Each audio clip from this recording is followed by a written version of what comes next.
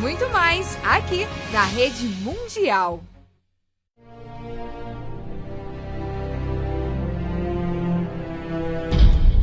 A cada passo que eu der,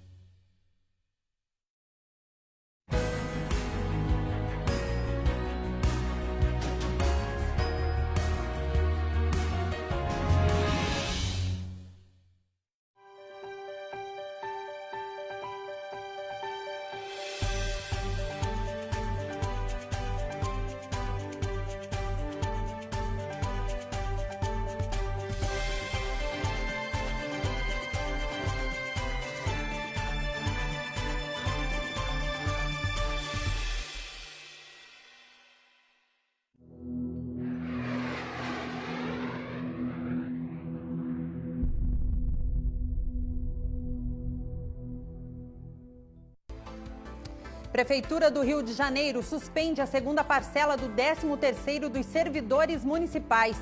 Os assassinatos de motoristas de aplicativo na Bahia podem ter sido motivados por um cancelamento de corrida. A Anvisa determina que a indústria vai ter que eliminar a gordura trans dos alimentos no Brasil até 2023. No esporte, você vai ver que o Flamengo bateu o Al Hilal no Mundial de Clubes e os resultados do sorteio da Conmebol. E se você ainda vai colocar mais luzes na sua decoração de Natal, não perca as dicas de como garantir a segurança na hora da instalação. Agora no Mundial News.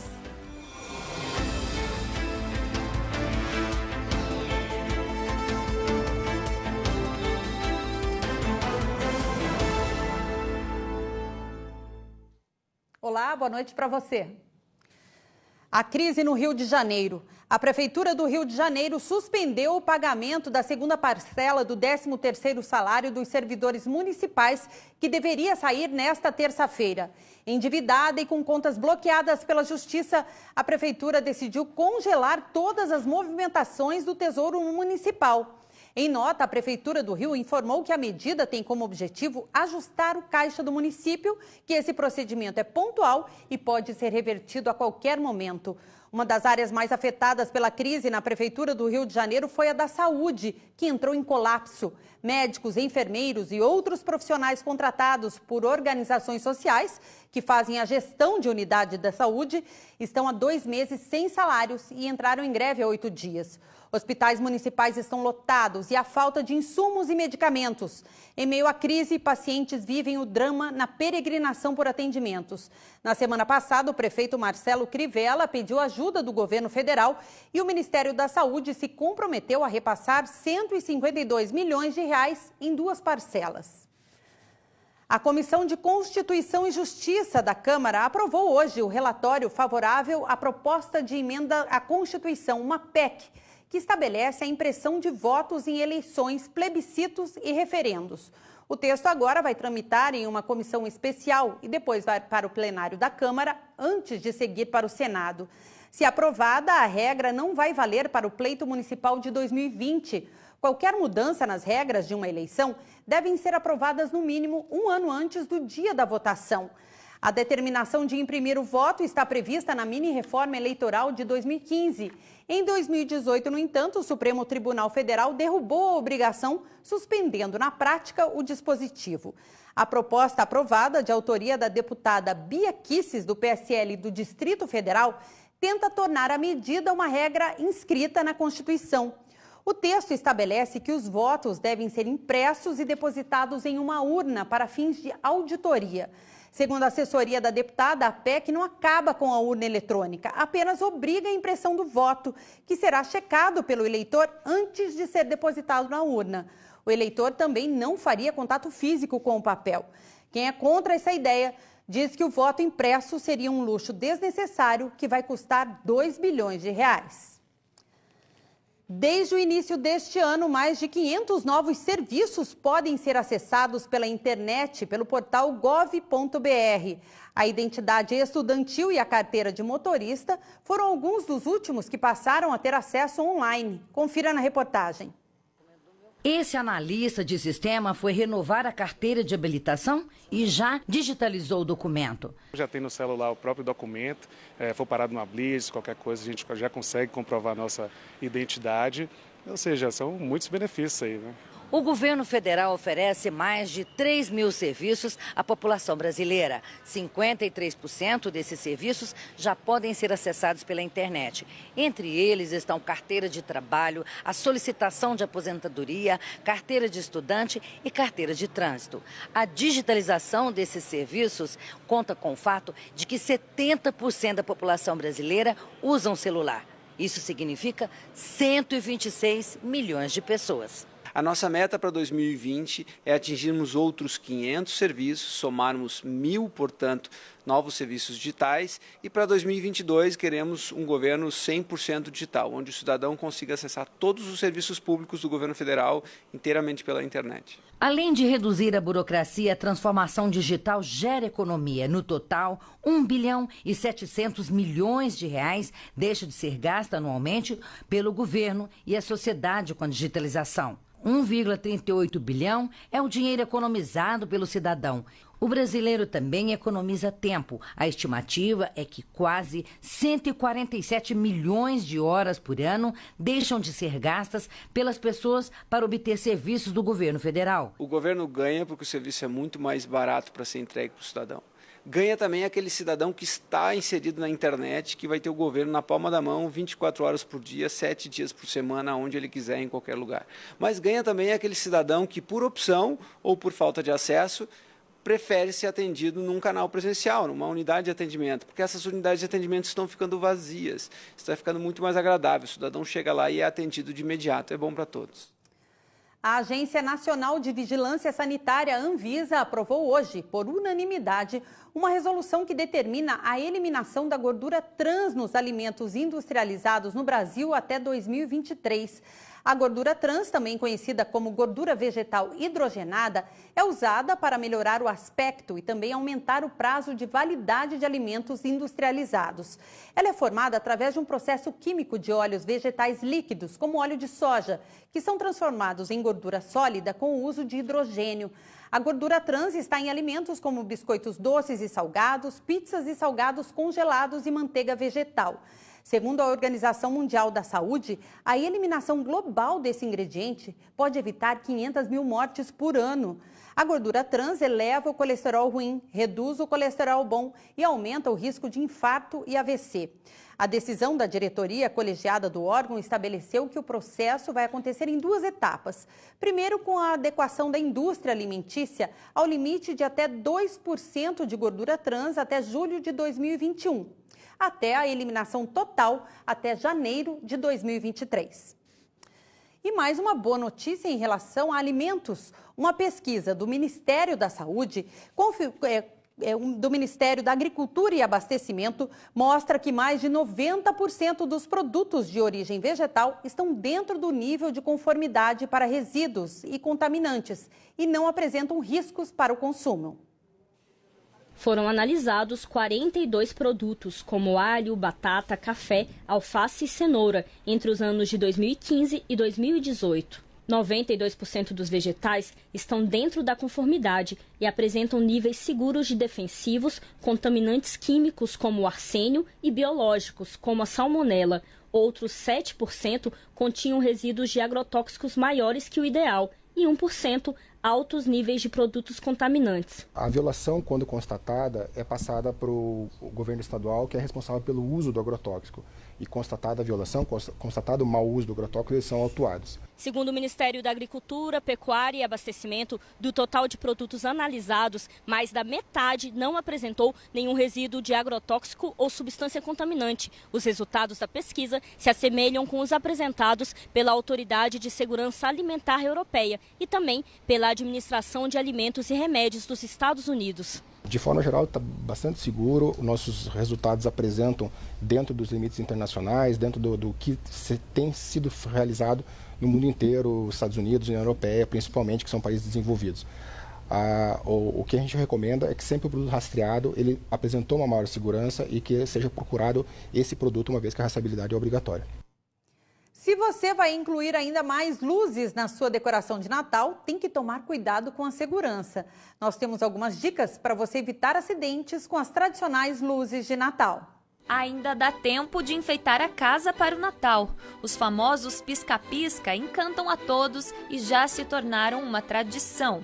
No entanto, é preciso ficar atento para instalar estes enfeites. Muito importante que desde a compra do material, que esse material tenha procedência, tenha selo de certificação do Inmetro, que garanta assim que esteja usando um material de boa qualidade, que vai evitar curto-circuito e sobrecarga. Para a família da Leandra, segurança é coisa séria.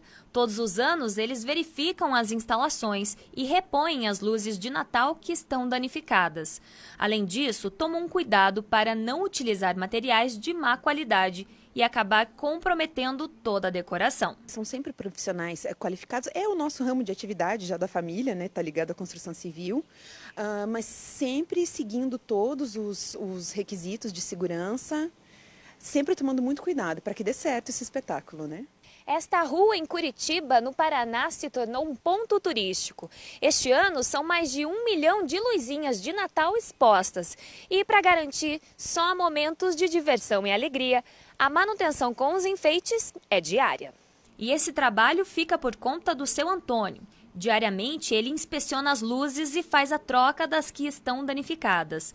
Faça chuva ou faça sol, o cuidado é necessário para evitar acidentes. Nós temos aqui, acho que perto de 1 milhão de lâmpadas, Leandro? E é muitas lâmpadas, então um ou outro sempre dá manutenção, Porque se a gente começa a deixar queimar, que lá queimou, aqui queimou, vai ficando uma coisa sem noção, Já tira, vamos pôr o desenho que a gente faz, já sai fora, Daí não adianta. Depois a gente cuida por causa dos visitantes, que a gente preza os visitantes, que é eles que é a noção da coisa. Depois de passarem as festas, também é preciso tomar cuidado. Antes de guardarmos a decoração para o próximo ano, algumas dicas podem nos ajudar nessa tarefa. Desde a ligação, a desmontagem, é importante que eu garanta que esteja desligado. Na montagem e desmontagem eu tenho que estar desconectado da rede elétrica, certo? Na montagem, assim que eu montar, eu monto primeiro, depois eu vou ligar a rede elétrica. E na desmontagem da mesma forma, eu vou desligar o circuito, vou desligar o enfeite de Natal e aí sim eu vou estar seguro para mim poder desmontar o enfeite,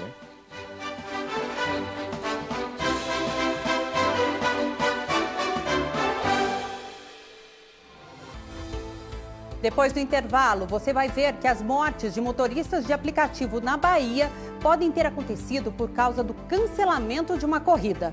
Até já!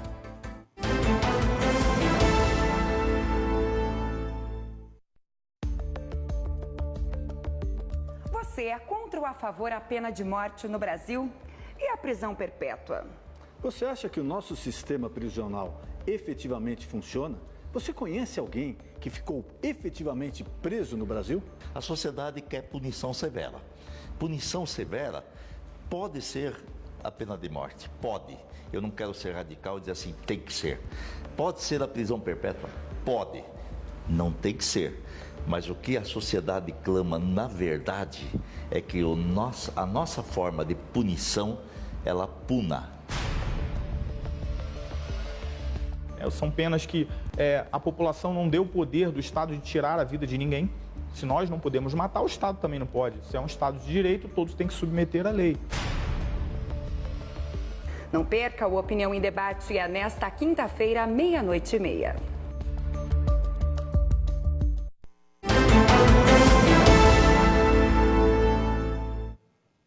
Estamos de volta.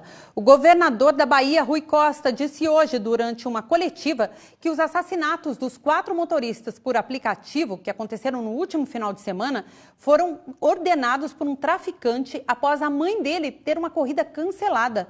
A Polícia Civil informou que essa é uma das hipóteses levantadas pelas investigações, mas que o Departamento de Homicídios e Proteção à Pessoa ainda está em fase de conclusão das apurações. A Secretaria de Segurança Pública da Bahia informou que o suspeito de ser mandante da chacina, identificado como Jefferson Palmeira Soares, foi encontrado morto. A Polícia Civil abriu inquérito para investigar a morte de uma mulher de 31 anos que passou mal após fazer um procedimento de escova progressiva em um salão de beleza em Ilha Solteira, São Paulo. Segundo a família da vítima, Lidiane Ferreira dos Santos fez o procedimento na sexta-feira e quando estava voltando para casa começou a sentir queimação pelo corpo, irritação na pele e falta de ar. Ela foi levada para o hospital regional da cidade, onde permaneceu internada até segunda-feira, quando teve uma parada cardiorrespiratória. Para os familiares, os médicos disseram que Lidiane estava com muito formol no corpo. Segundo o hospital regional, o atestado de óbito indicou que a morte foi causada por parada cardiorrespiratória, alergia a produtos químicos, crise convulsiva e hipotensão. O governo federal participa do primeiro Fórum Global sobre Refugiados em Genebra, na Suíça. O Brasil vai apresentar os resultados da Operação Acolhida, que está ajudando a mudar a vida de muitos refugiados da Venezuela. O governo federal vai mostrar a experiência com a Operação Acolhida. O país recebe milhares de refugiados que fogem da crise na Venezuela. Desde 2016, mais de 4 milhões de pessoas deixaram aquele país em busca de sobrevivência. A Operação Acolhida realiza o trabalho de recepção, identificação e acolhimento de venezuelanos que chegam ao país pela fronteira com o estado de Roraima. Fornece vacinas, orientação, proteção e emissão de documentos para a comunidade que desembarca diariamente no estado e ainda estrutura a interiorização para outras cidades. A resposta operacional brasileira para o fluxo populacional é organizada pelas Forças Armadas. Em um vídeo divulgado pela Casa Civil da Presidência da República, muitos venezuelanos contam histórias difíceis. Decidí venir con mis dos filhos, mis dos hijos, porque la situación allá era insostenible, insoportable. Casi no comíamos, no había poder adquisitivo, el sueldo no alcanza, los niños no reciben buena educación. El salario, pero allá es muito más malo. Allá los meninos chiquiticos tienen que tomar leche completa. Y la leche completa, usted en su salario cobra 100 y la leche completa vale 500. Y yo le digo una cosa que le doy gracias principalmente al gobierno de aquí, de este país, que nos está dando la comida. E chegou a hora de conferir o que foi notícia nesta terça-feira em todo o mundo. É o nosso Giro Mundial.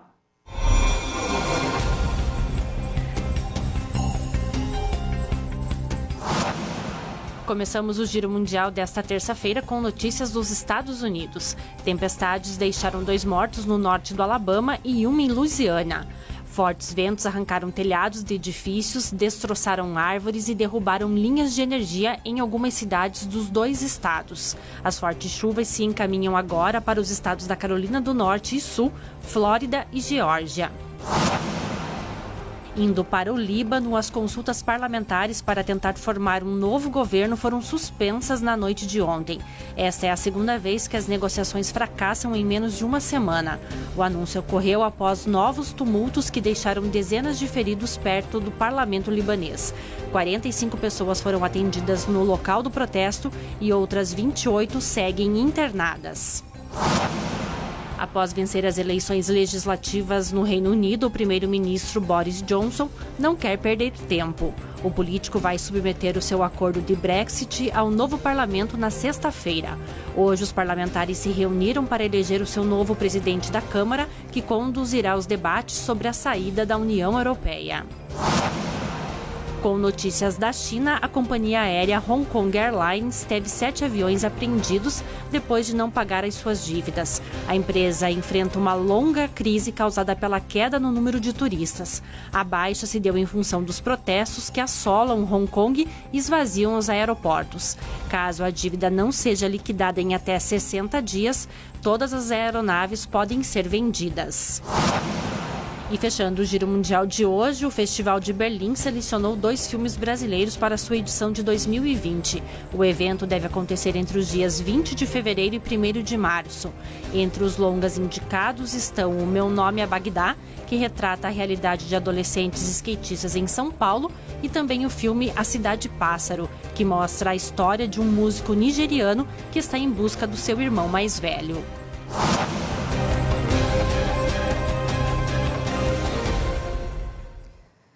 E mais uma notícia internacional: a organização Heart do Reino Unido divulgou recentemente um relatório estimando que mais de 1.000 cristãos nigerianos foram mortos este ano em ataques liderados por terroristas Fulani. Segundo a organização, que rastreia perseguições, esses terroristas atacam aldeias rurais, forçam os moradores a deixarem suas terras e cometem os assassinatos. O Heart estima que mais de 6.000 cristãos foram mortos desde 2015, enquanto 12.000 foram deslocados. Esses números foram baseados em relatórios do governo do estado de Kaduna, na mídia e em notícias de líderes comunitários no estado de Plateau. Embora os pastores Fulani pareçam ser os principais autores, o grupo terrorista Boko Haram também matou muitos cristãos no estado de Borno. O relatório chocante surge apenas alguns meses depois que uma ONG de direitos humanos disse ao Tribunal Penal Internacional que o padrão de genocídio já foi atingido na Nigéria. Veja agora como fica o tempo nesta quarta-feira em todo o Brasil.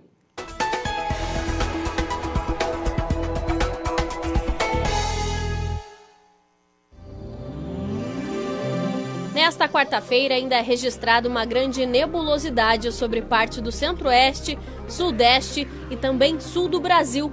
Ao longo do dia, a condição para a chuva com incidência de raios na região do Mato Grosso, boa parte do Mato Grosso do Sul, estado de São Paulo, Paraná e faixa leste de Santa Catarina.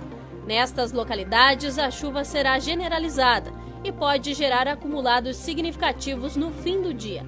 Na parte norte do país, pancadas de chuva serão registradas principalmente no período da tarde. No Nordeste, o tempo continua estável e com predomínio de sol. Em Minas Gerais, Espírito Santo e parte do Rio de Janeiro, o céu ficará mais aberto, sem a presença de nuvens. Na parte da manhã, as temperaturas ficam mais amenas em Porto Alegre, com mínima de 19. Em Belo Horizonte, esquenta um pouquinho e a mínima fica em 20 graus. Os termômetros variam entre 24 e 36 graus em Teresina, no Piauí. Curitiba registra a menor máxima do país, com apenas 19 graus. Já em Rio Branco, no Acre, a temperatura chega aos 27 na tarde desta quarta-feira. Depois do intervalo, é hora do esporte. Você vai conferir os gols do Flamengo no jogo de hoje à tarde no Mundial de Clubes. Até já! Estamos convocando a massa, convocando o povo de Deus ao Brasil, o livro Aos Pés de Jesus. E apresentar a importância deste livro. É um livro pequeno, né? De leitura fácil. O ideal seria você ler todos os dias esse livro. Então você leia todos os dias, pequeno e gigante ao mesmo tempo, pelos ensinamentos. E você pode comprar esse livro por esse valor de R$10, tá bom? Então é isso. Quem quiser adquirir, porque muita gente vai querer, e tem realmente mudado a vida das pessoas. Você vai ler e vai falar, agora eu sei por que Deus ouviu, Deus deu a vitória. Aos pés de Jesus.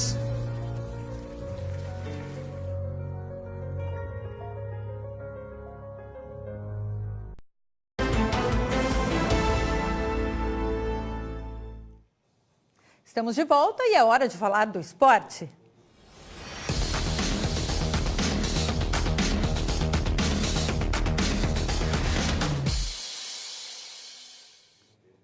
Marina, ontem teve definição dos jogos da seleção brasileira nas eliminatórias. Conta pra gente como vai ser a estreia do Brasil. Boa noite pra você. Uma boa noite para você aí de casa, boa noite para você, Vanessa. E olha só, o sorteio trouxe boas notícias, já que o nosso primeiro adversário não será a Argentina. Então vamos dar uma olhada como ficou o sorteio, o resultado das eliminatórias. Na noite de ontem, aconteceu o sorteio dos confrontos das eliminatórias para a Copa do Mundo de 2022. A Conmebol definiu as 18 rodadas da competição, que deve levar pelo menos 4 representantes sul-americanos para a Copa do Mundo. A quinta vaga dá direito à disputa de um mata-mata com um representante de outro continente, ainda sem definição pela FIFA. O Brasil estreia jogando com a Bolívia. Segundo a CBF, ainda não foram definidas as datas e os locais onde os jogos devem ocorrer. As cidades que vão receber as partidas já foram mapeadas pela entidade, que vai definir agora, com os confrontos em mãos, quais serão os melhores locais para as disputas, já que uma partida contra a Argentina, por exemplo, demanda um estádio maior, mas na disputa com países menores e com menos rivalidade, o estádio não precisa de tanto espaço. Agora você confere como ficaram as partidas, os demais confrontos do Brasil nessas eliminatórias da Copa de 2022. O Brasil joga primeiro com a Bolívia, depois contra o Peru, depois segue disputando com a Venezuela, em seguida tem Uruguai, Colômbia, Argentina aqui no Brasil, o Equador, o Paraguai, o Chile e a Bolívia novamente. E aí começa toda essa sequência, são 2 jogos, um em casa e um fora, que definem as eliminatórias dessa Copa de 2022. E ainda falando de sorteios, a Conmebol vai realizar hoje à noite, em Luque, no Paraguai, o sorteio dos confrontos da Copa Libertadores da América de 2020. 8 equipes brasileiras estão classificadas para a edição da competição do ano que vem. A cerimônia vai acontecer daqui a pouco, às 8h30 da noite, pelo horário de Brasília. Esta será a 4ª edição seguida em que 8 representantes do Brasil estarão na Libertadores juntos. E pela primeira vez na história, 4 dos grandes clubes de São Paulo disputam a Libertadores simultaneamente. A Confederação já divulgou os potes do sorteio com uma divisão baseada no ranking de clubes da Conmebol. Os 6 primeiros classificados diretamente para a fase de grupo ficaram divididos assim. Você confere aqui do telão comigo. O Flamengo, Grêmio e Palmeiras são cabeças de chave e estão no pote 1.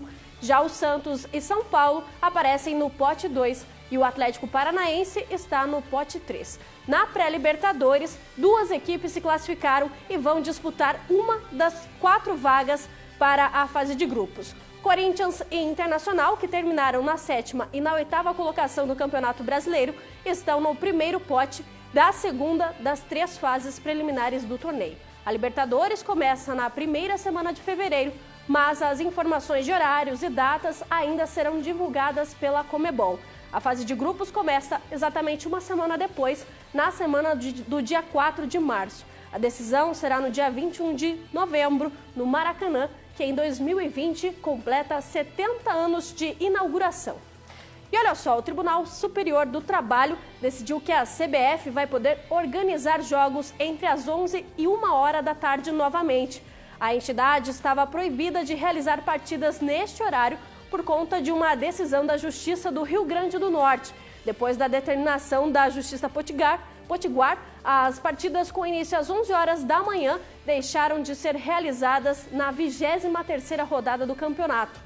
Mas com a nova decisão, agora da instância superior do Tribunal do Trabalho, os jogos podem novamente ocorrer neste horário. A jurisprudência aponta ainda que os atletas vão ter que receber adicional de insalubridade caso seja comprovada a temperatura acima dos limites toleráveis. A ação foi movida pelo Ministério Público do Trabalho contra a CBF e a alegação é de que nas regiões mais quentes do país, a temperatura atingida entre as 11 e 1h da tarde atinge seu ápice e pode influenciar na saúde dos jogadores de futebol. Médicos passaram a medir a temperatura dentro dos estádios e avisar os árbitros para que fossem realizadas paradas para hidratação. Mas, segundo o Ministério Público, ainda assim, em grandes temperaturas e mesmo com a parada, a saúde dos atletas poderia ser prejudicada. O Ministério Público ainda pode recorrer da decisão proferida pelo TST. E agora nós vamos ver os gols da vitória do Flamengo sobre o Al Hilal pelo Mundial de Clubes. Jogando no estádio Internacional Califa, o Flamengo começou a disputa da semifinal com o pé esquerdo. No primeiro tempo, Salem abriu o placar.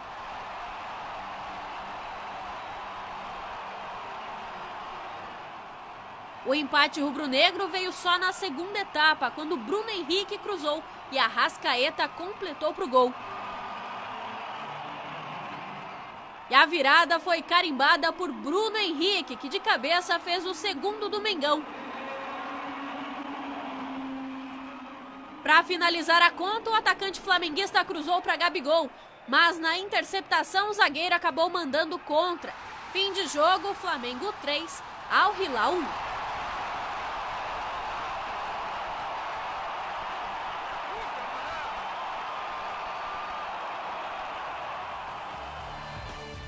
E com a vitória, o Flamengo avançou para a fase final do torneio e espera o vencedor da partida de amanhã, que será entre Monterrey e Liverpool. Vanessa, estes foram os destaques do esporte de hoje. Amanhã a gente traz quem será o próximo adversário do Flamengo. Que ótimo, Marina. Obrigada. E agora eu te convido a ver aqui com a gente uma imagem fofa antes de terminar o jornal. 8 pinguins resgatados no litoral do Paraná com a saúde debilitada foram devolvidos para o mar ontem no início da tarde. Os animais passaram por um tratamento intensivo no Centro de Estudos do Mar da Universidade Federal do Paraná. De acordo com os veterinários, os pinguins ficaram em reabilitação pelo período de 2 a 6 meses. Os 8 animais que foram soltos recuperaram cerca de 2 quilos de peso. A coordenadora do monitoramento de praias explicou que os pinguins passaram por testes e exames antes de voltar para a natureza. Os animais receberam um microchip de identificação. Antes da soltura, uma área da praia foi isolada para que eles pudessem chegar com segurança ao mar. Mesmo assim, as pessoas puderam acompanhar a ação. Segundo o Centro de Estudo do Mar, os pinguins devem retornar para a região das Ilhas Malvinas, no Atlântico Sul. O Jornal Mundial News está terminando. Uma ótima noite para você e até a próxima.